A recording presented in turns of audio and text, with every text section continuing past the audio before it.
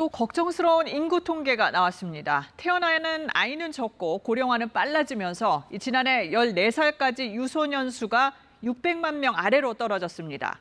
또 외국인이 늘었는데도 전체 인구는 더 줄었습니다. 서영민 기자입니다.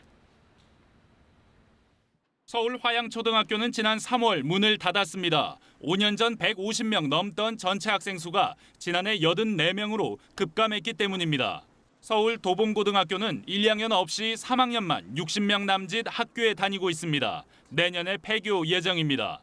인구가 밀집된 서울에서도 이처럼 폐교가 잇따르는 건 그만큼 학령 인구 감소가 심각한 탓인데 지난 4년 동안 10% 줄었습니다. 4년 전에 비해서 약 10만 명 가까이 감소했는데 앞으로도 지속적으로 감소 추세에 있을 것으로.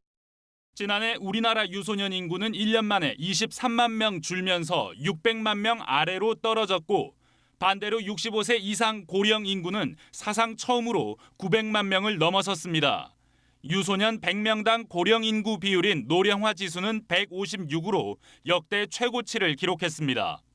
생산 연령 인구의 비율은 5년 전보다 2.1%포인트 약 88만 3천 명 감소했고 2015년 이후 그 비율이 조금씩 감소하고 있습니다.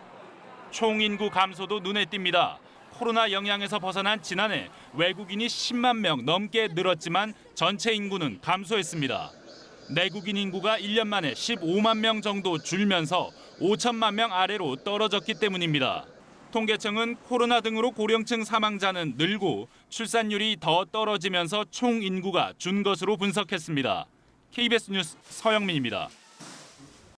안녕하세요. 이소정입니다. 대한민국에서 가장 정확하고 빠른 뉴스는 KBS 뉴스 채널을 구독하면 만날 수 있습니다. 뉴스 제보는 언제 어디서든 카카오톡이나 KBS 앱으로 간단히 할 수 있습니다. 시청자와 함께 KBS 뉴스를 만들어갑니다. 감사합니다.